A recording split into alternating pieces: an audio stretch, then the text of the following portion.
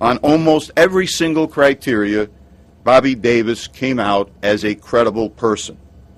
In assessing Mike Lang, it is true that he had not reported these instances of abuse to our knowledge prior to 2011. And it should be noted that he avoided talking to the Syracuse University law firm back in 2005. However, on the remaining criteria, Mike Lang also comes across as a credible person whose allegations could ethically be presented in a court of law.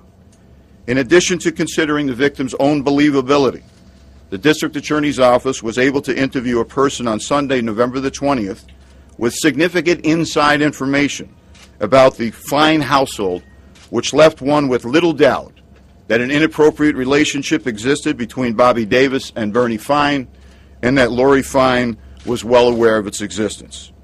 We then reviewed the October the 8th, 2002 tape of Bobby Davis speaking to Lori Fine. The significance of this tape cannot be overstated.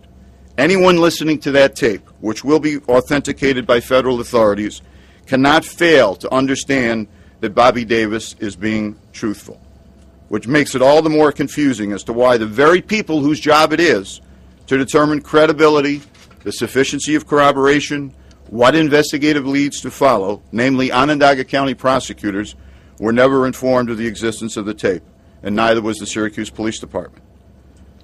The bottom line being that in 02, 03, 04, 05, and in 2011, Bobby Davis and Mike Lang would be judged to be credible. But for the obvious problem of the statute of limitations, their allegations would have resulted in the arrest of Bernie Fine, at least for the misdemeanor charge of sexual abuse in the third degree.